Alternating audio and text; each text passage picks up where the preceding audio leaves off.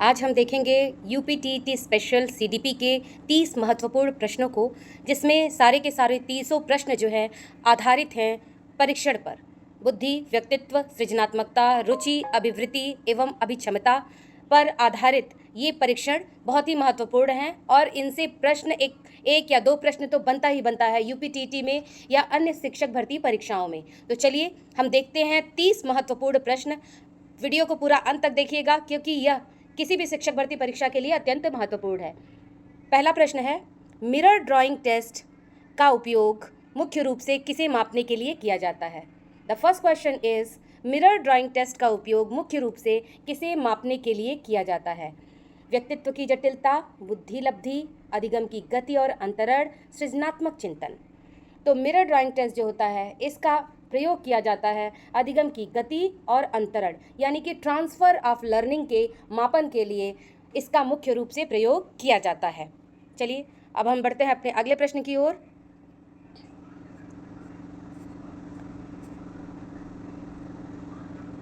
Cloud picture test का निर्माण किसने किया था? क्लाउड पिक्चर टेस्ट का निर्माण किसने किया था? William Stern, Hermann Rorschach, Leopold Bellak या उमा चौधरी? तो इसका सही उत्तर होगा William Stern, A William Stern. Cloud picture test का जो निर्माण है वो विलियम स्टर्न ने किया था और इसका प्रयोग जो है वह व्यक्तित्व मापन के लिए किया जाता है। क्लाउड पिक्चर टेस्ट का निर्माण जो विलियम स्टर्न ने किया था यह व्यक्तित्व मापन की प्रक्षेपीय तकनीकों में से एक है। इसमें बादलों जैसी अस्पष्ट आकृतियों को दिखाकर व्यक्ति के व्यक्तित्व और उसके विचारों का विश्लेषण किया जाता है। चलिए हम चलते हैं अगले प्रश्न की ओर अपने। भाटिया बैटरी में कुल कितने उप परीक्षण शामिल हैं? भाटिया की जो परफॉर्मेंस टेस्ट बैटरी है उसमें कुल मिलाकर कितने, यह बहुत ही महत्वपूर्ण है और यह प्रश्न कई बार पूछा गया है, कुल कितने उप परीक्षण शामिल हैं? भाटिया बैटरी परीक्षण जो है, जैसा कि इसमें हम देखेंगे टेस्ट बैटरी है, इसको एक टेस्ट बैटरी कहते हैं। इसमें ये कोई एक अपना एक इंडिपेंडेंट टेस्ट नहीं है, इसमें कई सारे टेस्ट शामिल किए गए हैं यानी सबसेस्ट। उनकी संख्या कितनी है? 3, 5, 8 या 10। तो याद रखेंगे हम कि भाटिया परफॉर्मेंस टेस्ट बैटरी में 5 उप परीक्षण हैं। ध्यान रखेंगे हम, यहाँ कई प्रश्न हैं और इससे कई प्रश्न बनते हैं। बैटरी का मतलब समझ लीजिए कि इसमें एक कोई परीक्षण ना हो करके कई परीक्षणों को शामिल किया जाता है। और परफॉर्मेंस यानी क्रियात्मक है, इसमें भाषा से कोई लेना देना नहीं है, तो समझ लीजिए इसमें क्रिया करनी है, ये क्रियात्मक है, इसलिए ये नॉन वर्बल होगा यानी अशाब्दिक होगा। इससे जुड़े अन्य महत्वपूर्ण तथ्यों को भी हम लोग देख लेते हैं। इसमें जो 5 सब टेस्ट हैं यानी 5 उप परीक्षण जो शामिल किए गए हैं वो कौन कौन से हैं? एक, कोह का ब्लॉक डिजाइनिंग टेस्ट, अलेक्जेंडर का pass along test, pattern drawing test, तत्काल स्मृति टेस्ट और चित्र निर्माण परीक्षण। इसमें 5 प्रकार के उप परीक्षणों को शामिल किया गया है जो कि सारे के सारे जो हैं परफॉर्मेंस बेस्ड हैं। इसमें लिखने की क्रिया नहीं होती है यानी भाषा इसमें नहीं होगी, ये सभी के सभी अशाब्दिक होंगे। आगे चलेंगे हम। प्रासंगिक अंतर्बोध परीक्षण का भारतीय अनुकूलन उमा चौधरी ने किस नाम से किया था? TAT यानी कि थीमेटिक एपरसेप्शन टेस्ट, प्रासंगिक अंतर्बोध परीक्षण जो कि मॉर्गन और मुरे द्वारा बनाया गया था, इसका भारतीय अनुकूलन उमा चौधरी जी ने किया था और उसका क्या नाम रखा गया था? बाल अंतर्बोध परीक्षण, भारतीय TAT अनुकूलन, भारतीय व्यक्तित्व सूची या चित्रात्मक बुद्धि परीक्षण? तो इसको नाम दिया गया था भारतीय TAT अनुकूलन, इसको यही नाम दिया गया था भारतीय TAT अनुकूलन। इसे नाम दिया गया था, इंग्लिश में कहें तो Indian adaptation of the thematic apperception test. Stanford Binet बुद्धि परीक्षण का प्रथम भारतीय अनुकूलन 1922 में किसके द्वारा किया गया था?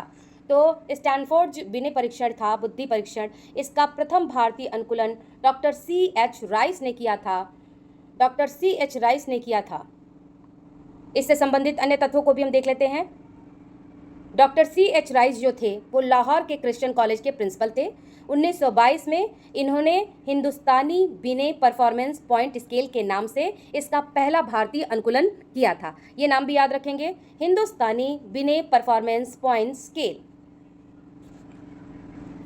रोशा शाही धब्बा परीक्षण में कुल कितने कार्ड उपयोग किए जाते हैं? तो रोशा, हरमन रोशा ने जो प्रस्तुत किया था, ये भी व्यक्तित्व की प्रक्षेपीय प्रविधियां हैं मापन की। तो इसमें कुल मिलाकर कार्ड्स की जो संख्या थी वह थी 10 कार्ड्स थे, जिसमें से 5 जो थे वो इन 10 कार्ड्स में से 5 जो थे काले सफ़ेद थे, 2 जो थे काले लाल थे और 3 जो थे मल्टी कलर्ड थे यानी कि बहुरंगी थे।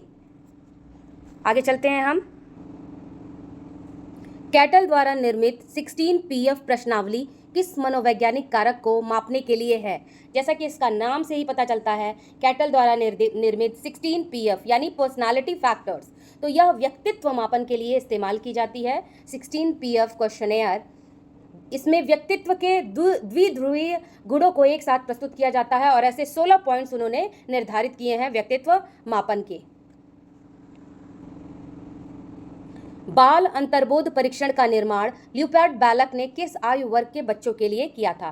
जैसा अभी हमने देखा TAT यानी कि थीमेटिक परसेप्शन टेस्ट वो बड़ों या वयस्कों के लिए था, तो ल्यूपर्ट बैलक ने CAT यानी कि चिल्ड्रन परसेप्शन टेस्ट बच्चों के लिए तैयार किया और यह उन्होंने प्राथमिक वर्ग के बच्चों के लिए यानी 3 से लेकर 11 वर्ष तक के बच्चों के लिए निर्मित किया था, जिसे हम CAT के नाम से जानते हैं, चिल्ड्रन परसेप्शन टेस्ट। एक चीज़ और यहाँ महत्वपूर्ण याद रखना है कि CAT में जो विशेष रूप से छोटे बच्चों के लिए डिज़ाइन किया गया था, मानव आकृतियों के स्थान पर यहाँ जानवरों के चित्रों का प्रयोग किया था, क्योंकि बच्चे उनसे जल्दी कनेक्ट हो जाते हैं, जुड़ाव महसूस करते हैं। रेवन का प्रोग्रेसिव मैट्रिसेस यानी कि रेवेंस प्रोग्रेसिव मैट्रिसेस किस प्रकार का बुद्धि परीक्षण है? तो रेवेंस प्रोग्रेसिव मैट्रिसेस जो हैं ये एक अशाब्दिक सामूहिक बुद्धि परीक्षण है। इसमें एक विशेष प्रकार के पैटर्न होते हैं और उस पैटर्न के आगे जो खाली स्थान होता है व्यक्ति को उसे पूरा करना होता है, तो इसमें शब्दों भाषा से कोई लेना देना नहीं है, इसलिए ये एक अशाब्दिक सामूहिक बुद्धि परीक्षण है। एक और ध्यान रखेंगे बात, इसे कल्चर फ्री टेस्ट भी कहा जाता है, क्योंकि इसमें भाषा से कोई लेना देना नहीं है और कल्चर से पैटर्न बनाने होते हैं, विभिन्न आकृतियों के पैटर्न होते हैं जिन्हें पूरा करना होता है, तो इसीलिए इसे कल्चर फ्री टेस्ट कहा जाता है। किसी भी भाषा समूह के लिए इसे उपयोग किया जाता है मापन के लिए, बुद्धि के मापन के लिए। सृजनात्मकता के मापन के लिए टॉरेंस परीक्षण TTCT में कौन सा तत्व शामिल नहीं है? सृजनात्मकता के मापन का जो टॉरेंस टेस्ट है वो बहुत ही महत्वपूर्ण है।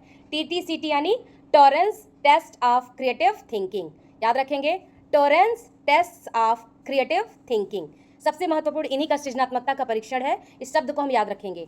उन्होंने 4 सृजनात्मकता के 4 तत्वों की बात की थी, प्रवाह, लचीलापन, मौलिकता और विस्तारण। विस्तारण की जगह यहाँ स्मृति दिया हुआ है, तो स्मृति जो है वही सही है, ये इनके सृजनात्मकता के मापन के परीक्षण का तत्व नहीं है पूछा है। इस चौथा जो तत्व होता है वो है विस्तारण, और विस्तारण की जगह यहाँ पर स्मृति दिया हुआ है। वेस्लर वयस्क बुद्धि मापनी में बुद्धि को मापने के लिए किन 2 प्रकार के स्केल्स का प्रयोग किया जाता है? वेस्लर वयस्क बुद्धि मापनी में बुद्धि को मापने के लिए किन 2 प्रकार के स्केलों का प्रयोग किया जाता है?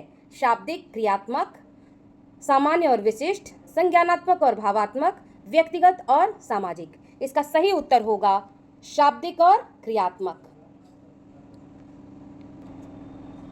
WAIS यानी कि वेस्लर एडल्ट इंटेलिजेंस स्केल, ये नाम भी हम याद रखेंगे, वेस्लर एडल्ट इंटेलिजेंट स्केल, और इसका सही उत्तर था शाब्दिक और क्रियात्मक।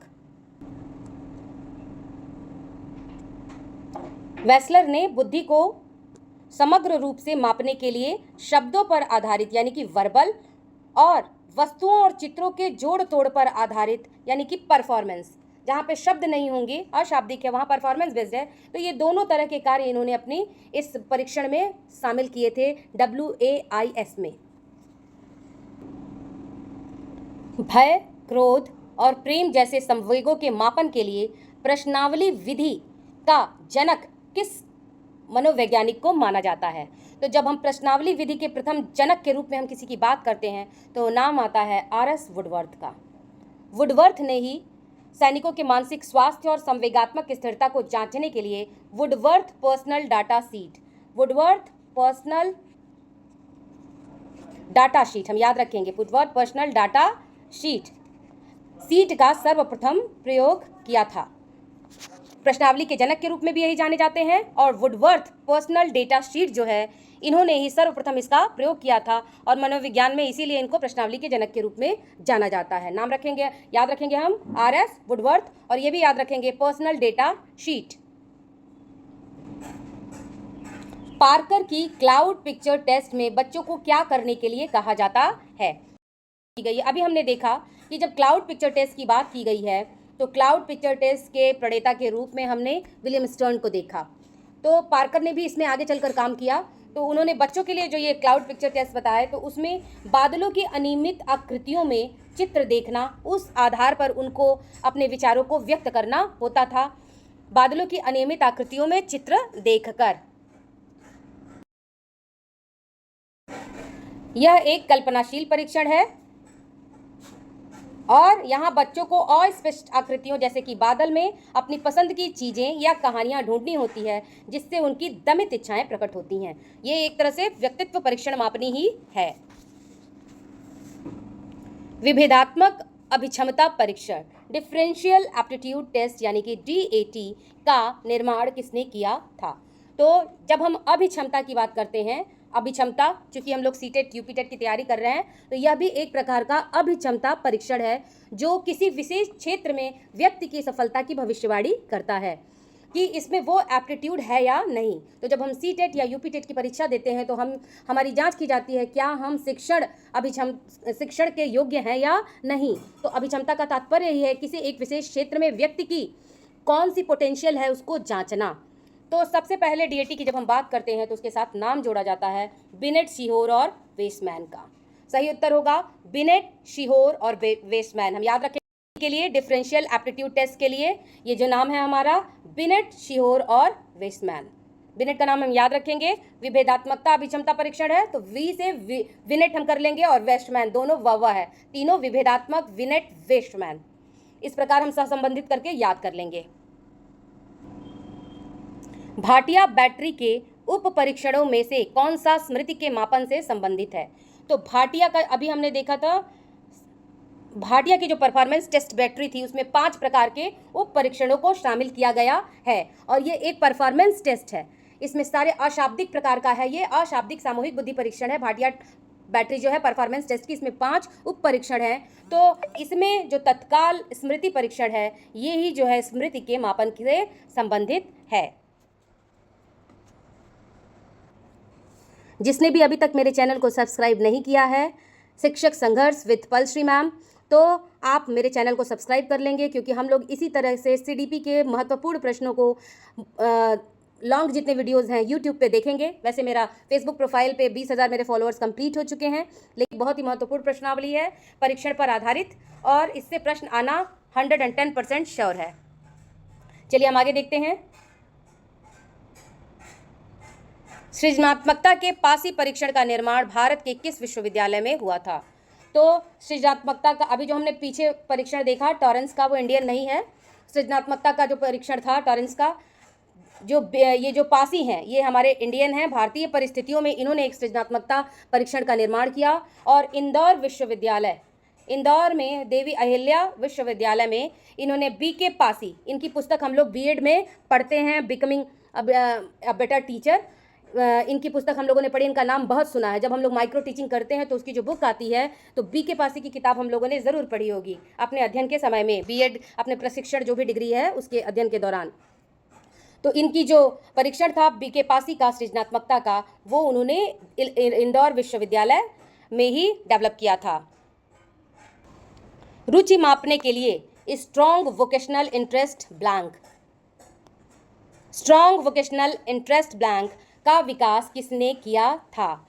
अभी तक हमने जितने भी परीक्षणों की बात की है वो अपने अपने क्षेत्र के बड़े ही महत्वपूर्ण परीक्षण हैं। जैसे के लिए स्ट्रॉन्ग का वोकेशनल इंटरेस्ट बैंक जो है वो डेवलप किया था एडवर्ड के स्ट्रॉन्ग ने। रुचि परीक्षण का सबसे महत्वपूर्ण परीक्षण स्ट्रॉन्ग द्वारा ही निर्मित है, हम याद रखेंगे, ये बहुत ही महत्वपूर्ण प्रश्न है। अभिवृत्ति मापन की लिकर्ट स्केल जो है में सामान्यतया कितने बिंदु होते हैं? अभिवृत्ति का मतलब होता है किसी चीज़ के प्रति हमारी सोचने की वृत्ति, विचार, वही कहलाती है एटीट्यूड। तो लिकर्ट स्केल जो है उसमें 5 बिंदु हैं। एक स्केल का मतलब होता है एक मापनी, तो उसमें कितने बिंदु निर्धारित किए गए हैं? तो 5 बिंदु निर्धारित किए गए हैं जिसमें पूर्णतः सहमत से लेकर पूर्णतः असहमत तक के 5 विकल्प दिए गए होते हैं। एक मापनी का मतलब इस तरह की एक स्केल होती है जिसमें 5 बिंदु हैं, पूर्णतः असहमत से लेकर के, और यहाँ हम पूर्णतः सहमत तक आएंगे। आगे चलते हैं हम। गुड इनफ का ड्रा-अ-मैन टेस्ट किस मानसिक योग्यता को मापने के लिए उपयोग किया जाता है? तो गुड इनफ का जो ड्रा-अ-मैन टेस्ट है यह बुद्धि मापन के लिए यूज़ किया जाता है। बड़ा ही फेमस टेस्ट है ड्रा-अ-मैन टेस्ट, याद रखेंगे। किसने दिया था यह भी बार अक्सर पूछता है। तो ड्रा-अ-मैन टेस्ट जो है वो गुड इनफ का है और बुद्धि मापन के लिए प्रयोग किया जाता है। वेस्लर का WISC परीक्षण किस समूह के लिए बनाया गया है? तो वेस्लर का वेस्लर्स इंटेलिजेंस स्केल फॉर चिल्ड्रन, तो ये बनाया गया है बच्चों के लिए। इनका वयस्कों के लिए भी एक एडल्ट स्केल भी बना हुआ है। एडल्ट स्केल है वो बड़ों के लिए है और WISC यानी कि Wechsler intelligence scale for children 6 से लेकर 16 वर्ष तक के आयु के बच्चों के लिए बनाई गई है। मिनेसोटा बहुचरणीय व्यक्तित्व सूची MMPI यानी कि मिनेसोटा मल्टीफेजिक पर्सनालिटी इन्वेंट्री का प्राथमिक उद्देश्य क्या है? तो पर्सनालिटी इन्वेंट्री है, जाहिर सी बात है व्यक्तित्व संबंधी ही मापन करेगी ये। तो ये सामान्य व्यक्तित्व गुणों के लिए नहीं, मानसिक रोगों के निदान के लिए इसका प्रयोग किया जाता है। व्यक्तित्व संबंधी जो मानसिक रोग हैं उनके निदान के लिए MMPI इसका प्रयोग किया जाता है। क्लिनिकल इसका उपयोग होता है। भाटिया बैटरी के अंतर्गत अलेक्जेंडर पास अलोंग टेस्ट जो है किस प्रकार का परीक्षण है? तो ये एक निष्पादन प्रकार का है। इसमें बॉक्सेस को फिट किया जाता है, खिसका खिसका के एक निश्चित डिज़ाइन बनाई जाती है। तो ये एक परफॉर्मेंस यानी क्रियात्मक आधार का यह एक परीक्षण है। समाजमिति विधि जिसका उपयोग समूह के संबंधों को मापने के लिए किया जाता है के प्रवर्तक कौन है? तो जब भी समाजवितीय विधि का बात होती है तो मोरेनो का नाम आता है, JL मोरेनो। सोशियोमेट्रिक मेथड है ये। इसमें व्यक्ति का समूह के भीतर उसके संबंध कैसे हैं इसके मापन के लिए इसका उपयोग किया जाता है। तो समाजवितीय विधि याद रखिए, JL मोरेनो। बुद्धि का कल्चर फ्री टेस्ट, ये भी बहुत महत्वपूर्ण प्रश्न है। कल्चर फेयर टेस्ट जो है ये किसने प्रतिपादित किया था? तो कल्चर फेयर टेस्ट सबसे जो नाम आता है मेन, ये कैटल महोदय का है। हम सब याद रखेंगे वुडवर्थ की पर्सनल डेटा सीट जो है, और जब हम शब्द साहचर्य विधि की बात करते हैं तो जुंग का नाम आता है। कैटल की पर्सनालिटी 16P ऑफ पर्सनावली भी है क्वेश्चनेयर। तो यहाँ हम ध्यान देंगे कि कैटल का नाम कल्चर फेयर टेस्ट से भी जुड़ा है। संस्कृति मुक्त परीक्षण, ऐसे परीक्षण जिसमें भाषा की दीवार ना हो, कल्चर की दीवार ना हो, जो सब पे पढ़े लिखे अनपढ़ किसी भी देश के लोगों पर बराबर रूप से प्रशासित किया जा सकता हो, वो कहलाता है culture fair test. Culture free भी कहीं कहीं से कहते हैं, कल्चर फेयर या कल्चर फ्री टेस्ट। इसमें अधिकतर निष्पादन आधार के परीक्षण होते हैं। शब्द साहचर्य परीक्षण यानी कि वर्ड एसोसिएशन टेस्ट वैट का प्रयोग सबसे पहले मानसिक रोगों के उपचार के लिए किसने किया था? अभी अभी जैसा कि मैंने बात की, तो वर्ड एसोसिएशन टेस्ट के साथ सबसे पहले नाम आता है कार्ल जुंग का। कार्ल जुंग ने सबसे पहले वर्ड एसोसिएशन टेस्ट का इस्तेमाल किया था मानसिक रोगों के उपचार के लिए। ये सब पर्सनालिटी टेस्ट हैं, सब शब्द साहचर्य परीक्षण कहें हम। बिने साइमन बुद्धि परीक्षण में मानसिक आयु का विचार किस वर्ष जोड़ा गया था? तो मानसिक आयु का विचार 1908 में जोड़ा गया था। और का परसेप्शन टेस्ट यानी कि TAT में कार्डों की संख्या और उस पर चित्रों का स्वरूप कैसा होता है? तो कुल मिलाकर के इसमें 30 कार्ड होते हैं। मानव आकृतियां वाले स्पष्ट चित्र इस पर बने होते हैं। जो TAT है, CAT की बात नहीं हो रही है, CAT में जानवरों के चित्र बने होते हैं, लेकिन TAT में मानव आकृतियां बनी होती हैं। कुल मिला के 30 कार्ड्स इसमें होते हैं। एक कार्ड खाली भी होता है, यानी 31 कार्ड्स होते हैं।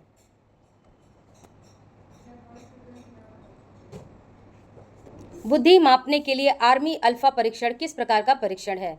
तो आर्मी अल्फा परीक्षण जो है वो एक शाब्दिक सामूहिक बुद्धि परीक्षण है। जबकि आर्मी बीटा की जब हम बात करेंगे तो वो उसका स्वरूप जो है वो अशाब्दिक है। प्रथम विश्व युद्ध के दौरान अमेरिका में शिक्षित सैनिकों की भर्ती के लिए इसका निर्माण किया गया था। याद रखेंगे, शिक्षित सैनिकों की भर्ती के लिए इसका निर्माण किया गया था। ये इसका स्वरूप जो होगा वो शाब्दिक सामूहिक होगा, जबकि आर्मी बीटा जो है वो अशाब्दिक प्रकार का है। उमा चौधरी द्वारा अनुकूलित भारतीय TAT में कितने कार्डों का चयन किया गया था? 10, 14, 20, 30। जैसा कि हम जानते हैं TAT जो मॉर्गन एंड मुरे का था उसमें 30 कार्ड्स थे। तो उमा चौधरी ने भारतीय परिवेश के लिए सबसे उपयुक्त 14 कार्डों का चयन किया था। 14 कार्ड। जो मॉर्गन एंड मुरे की TAT है उसमें कुल मिला के 30 कार्ड्स हैं, और इन्होंने 14 कार्ड्स का चयन किया है। अभिरुचि और रुचि के बीच मुख्य अंतर क्या है, जैसा कि मनोवैज्ञानिक परीक्षणों में देखा जाता है। तो अभिरुचि जो है, एप्टीट्यूड, किसी एक विशेष क्षेत्र में व्यक्ति की सफलता को भविष्यवाणी उसकी करती है कि उसमें उसकी एक विशेष प्रतिभा होती है उस विशेष क्षेत्र में परफॉर्म करने की। जबकि रुचि जो होती है एक आंतरिक प्रेरणा होती है जो किसी विशेष कार्य को करने के लिए प्रेरित करती है। तो सी, रुचि जो है वो भविष्य, अभिरुचि जो है यानी एप्टीट्यूड वो भविष्य की क्षमता है, जबकि रुचि जो है वो वर्तमान पसंद है। रुचि सिर्फ वर्तमान पसंद नापसंद तक का आधारित है, एक आंतरिक अभिप्रेरक का कार्य करती है, जबकि अभिरुचि जो है हमारी एप्टीट्यूड, जैसे कि हमारा सीटेट है, टेट है, यूपी टेट है, ये भविष्य की क्षमता का भविष्यवाणी करती है कि किसी विशेष क्षेत्र में व्यक्ति सफल होगा या नहीं। तो ये रही 30 प्रश्नों की प्रश्नावली। अगर आपको ये प्रश्नावली पसंद आई हो तो मेरे इस YouTube चैनल को सब्सक्राइब करना ना भूलें। ऐसे ही बहुत सारे प्रश्नों के साथ मेरे और सारे वीडियोस आते रहेंगे। अभी वीडियोस कम हैं लेकिन धीरे धीरे मैं अपलोड करती रहूँगी, तो प्लीज़ मेरे इस चैनल को सब्सक्राइब करें, लाइक शेयर कमेंट्स देना ना भूलें। धन्यवाद। See you in the next video.